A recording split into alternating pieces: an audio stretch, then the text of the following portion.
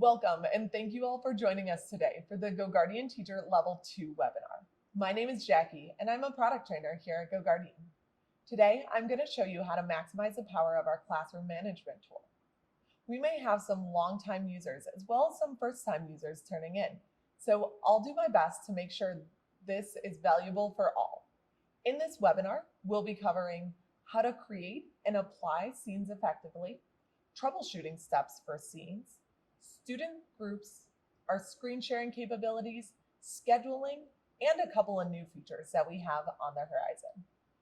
Now we have a customer success manager standing by to answer any questions you may have. Feel free to chat into the question box with questions at any time. This session is also being recorded and will be sent out to all attendees after it concludes. Finally, if any other faculty or staff from your school were unable to attend this session, no need to worry. We'll be hosting teacher webinars every week through the end of the month. Let's get started. Now we're going to jump right into our filtering piece in GoGuardian Teacher. Now, because some of you may be veteran users, you may have your classroom dashboard looking like this with classes from previous semesters or from previous school years. If you want to go ahead and clean out those sessions, you can go through clicking on that settings tab in the upper right-hand corner, going down to your archive class or delete class. Archiving your class is going to save your classroom so that any of that history or any of that recorded data can be viewed again for up to 6 months in the past. If you delete the class, you will not be able to access any of that data. Now, to jump into our filtering, that is what we at GoGuardian call our Scenes tool. Now, Scenes have two different versions. We have our allowed website lists and our blocked website lists. Your allowed website lists are going to be a restrictive setting. So if you know, I only want my students going on these 5 websites, I'm going to use an allowed website list. Versus our blocked website lists, students are going to be able to browse the web freely, but are going to get blocked from the specific websites that you block. Let's take a look at creating an allowed website list together here. I can go through and hit this Create List under my allowed website list area. Once we hit that Create List, we get to name our list. I'm going to use this for testing. I can add a description to make it a little bit easier to know exactly what we're going to be working on. And I can add an icon color. I'm going to choose my Tahiti Gold so that I know exactly which one we're looking at here.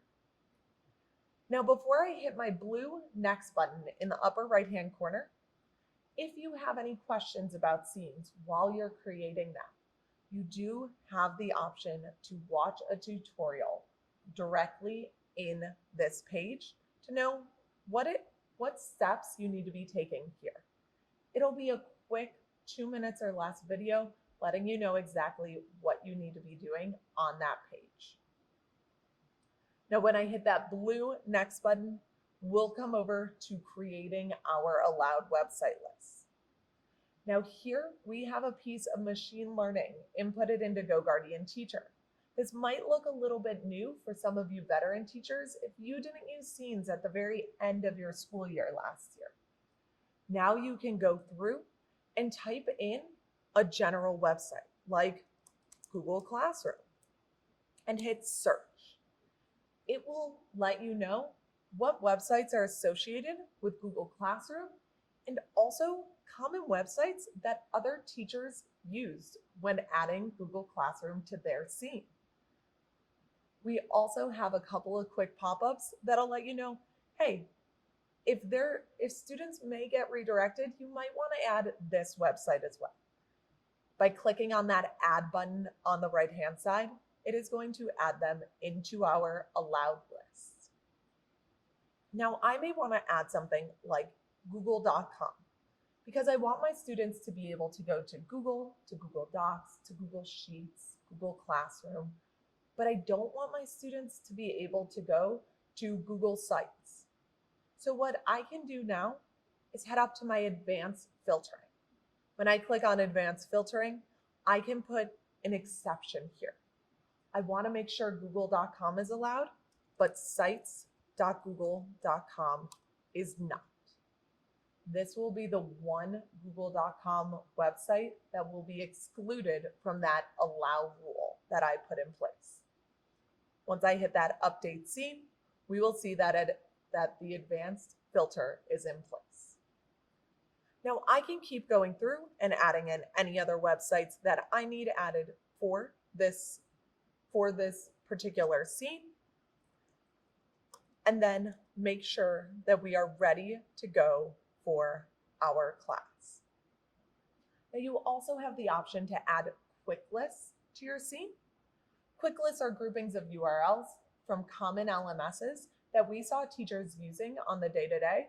We wanted to make it easy for you to add yourself. So we can see we have some GoGuardian made quick lists for common tools. I may want to add in my Pear Deck quick list because we're going to do a quick check on a Pear Deck before we jump into our testing. When I check this box, I can add that to the scene. We will see all of our Pear Deck websites available to be added. Now you still have the same options as before, where you can set a tab limitations for your students, saying, I only need my students to be able to have 4 tabs open at a time. Or maybe I'm not worried. Because this is such a restrictive environment, I may want to say, you know what, you're allowed to have 15 tabs of YouTube open because I didn't allow YouTube in my actual scene. We can also go through and set any auto open tabs with a quick check of the box. Now, once our scene is looking good, I can go through, hit that blue save button in the upper right-hand corner. And now we can see that our testing scene is created. If you have scenes that you've already created before and you need to edit them, you can go through and click on that scene and we can see what that looks like. Now, I went into one of my blocked website lists. This is going to be for my asynchronous learning time. No matter what class I'm working with, whether it's English, math, science, social science, any of them, I know that these are websites that my students don't need to be able to access. So I went through and I added them to my list. Now, a great tool here is being able to block. Maybe you want to block your YouTube as a whole, but you want to allow one specific video. Again, in that advanced filtering, you can find that individual video URL, paste it in, and get that up and moving for students so that they can watch that one Khan Academy video that you need them on. Now here I did choose to set a tab limitation for my students. I said, hey, you're only allowed to have 7 tabs open at a single time. Because I'm giving them a little bit more freedom, you can browse around the web as you would like. I wanted to put a few guardrails in place. So I limited my students to 7 tabs here. Now, once we are all set, we can again hit that blue save button and we're ready to go. Let's go ahead and put this scene in place for one of our classrooms. As I come back to my classrooms tab using that navy toolbar on the left-hand side, I'm going to go ahead and I am going to start my 5th math extended time class. These are my students who have IEPs who get a little extra time on their testing. I can go through, hit that blue start class button, and as our students are coming up and online, I can start getting ready to apply my scene. We can see this no scene applied drop down in the upper right-hand corner. When I click on that drop down, we will see all of our different scenes available. I can go ahead and push my students into that testing scene that we just created. Once we apply that testing scene, we will see our students getting blocked from sites that they shouldn't be on. But now I can go through, check that box at the top, open a new tab for our students, and open them up to the website that we need them to be on. I'm going to redirect my students to alex.com so that they can get their math testing up and ready to go. Now, If you need to make a quick change, you realize, oh, I didn't allow a site that I should have. You can click into the students tile. We can see that we have a lot of different sites open. Maybe I should have allowed RenLearn for this testing scene. I can hit unblock for class and update that scene to have it take effect for these students. Now, moving forward, RenLearn will be allowed in this class. Now, if we wanted to go through and we wanted to change our scene, let's say we finish our testing and now my students have asynchronous learning time. Again, I can click that drop down in the upper right-hand corner and I can switch us over to our everyday asynchronous learning. As we switch over to our everyday asynchronous, we will see a lot of these background tabs open up, but we're also going to see that limitation of 7 tabs at a time. So we have 6 background tabs and they're 1 active tab. Now again, if you need to call in Audible midway through your class, you will have that option, checking in and realizing, oh, I should have blocked this for the class. You can hit that block for class and it will be added to that list in your scene moving forward. Now we can also see on this student's individual tab, this blue smiley face. That means that this student is being filtered by this scene. So what happens if another teacher starts a class with our students included in it? Let's take a look at what that looks like. I'm going to go back to my main classroom dashboard. I'm going to start another class, my 3rd English class. As I hit that start class button, we'll see our students come up in online here. But when I go back to my 5th math, we're going to see that I get a yellow exclamation point instead of that blue smiley face. That means that these students are being filtered by another teacher's set of rules. And so I have a couple of options here. If I know that these students are no longer in my classroom, I may ignore this, or this might be a quick reminder that, hey, I need to end my session. I can also go through and at the top in that yellow banner, we'll see this option, would you like to refresh your scene? I can go through and refresh my scene to pull my students back into my class, or maybe I just want to go through and disable my scene as a whole, again by clicking that drop down and then disabling the scene. Only one set of rules can apply to your students at a single time. The most recently started set of rules will take precedence. Now we do have a new feature when it comes to our scenes and our different website blocking options. That is an option to check if a website is blocked for your students. So back on my main classroom's dashboard, we'll see this, check if a website is blocked. I can go through, click here, type in a website, and then be able to see what scenes is this website blocked in. And I can go through and quickly update my scene directly here. Or if your school is a GoGuardian admin user as well, I can see which students have a GoGuardian admin policy blocking that website. So if all of my classes are getting that website blocked by an admin policy, I know I don't need to add it to one of my scenes. So a great option to go through, make sure that your scenes are set the way that you need them to be. Now, I do want to go ahead and I want to take a look at another great feature that we have for GoGuardian Teacher. That is your option to group your students. In the upper right-hand corner, just below our scene application dropdown, we'll see a student groups dropdown. When I click here, we have the option to create a new group. If you know what students need to be grouped together, you can do custom groups, or if you want randomization, go ahead and let GoGuardian do that and create the randomized groups for you. Now, I already have some student groups created. In my classroom, because I'm a big Harry Potter fan, I went through and I made a house cut. My students can earn classroom points by their on-task learning behavior for their different houses. So now I can see all of my students grouped together. I can take action with one quick click. Let's say that this group goes ahead and they all leave for speech class at the same time on the same days. I can go ahead and exclude this group all at once. With a quick click of the button, those 4 students are excluded, and I can re-include them by clicking that button as well on their individual tiles.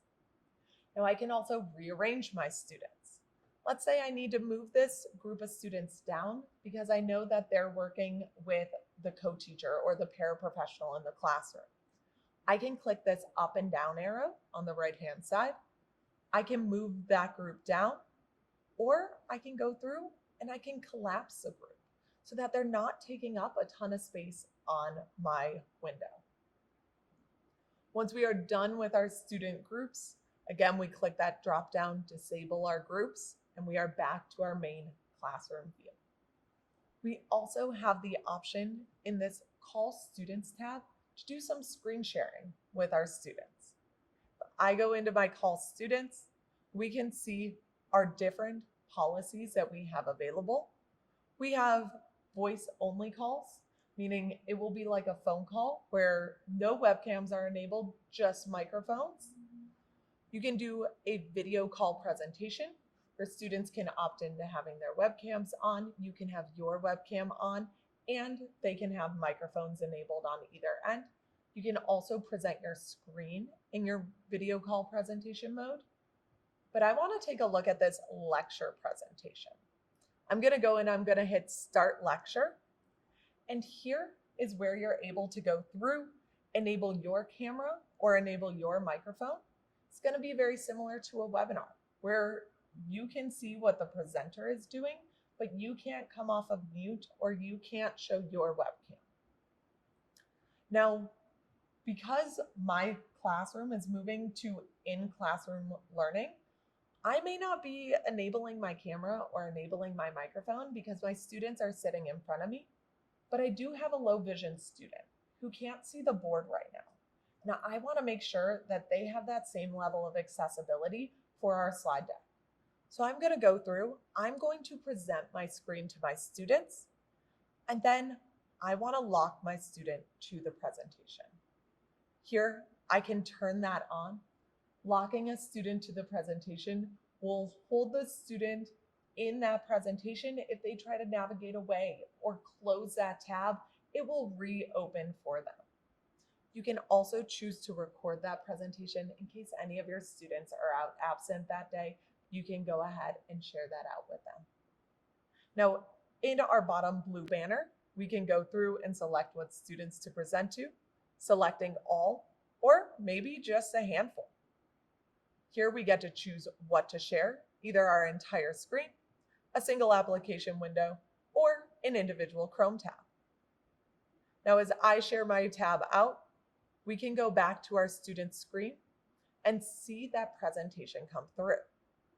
We can see Becca following along in this webinar with us. So now, if Becca tried to close that tab, because they are locked in, it is going to reopen for them. This is a great way to make sure that your students are able to get that presentation, whether they are live in the classroom or maybe they're just having trouble seeing the board. You can go ahead and make sure that everything is accessible and easy to view for them. Once we are done presenting, in the bottom right-hand corner, we will hit that Stop Presenting button, and our students will now be able to navigate away from the presentation as they would like.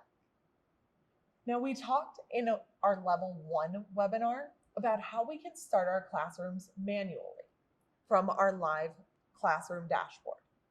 Now, if we go back to that classroom's dashboard, and let's say we have a very rigid schedule. I know every single day my 5th math class is going to start and end at the exact same time. I can go through and create a schedule for that.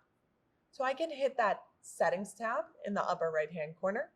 I can go down to Edit My Class. I can change any of the information here as needed, but I can also come into my Scheduling tab up at the top and add a schedule. Let's say that my 5th math class will run from 8 to 9:05, Monday through Friday.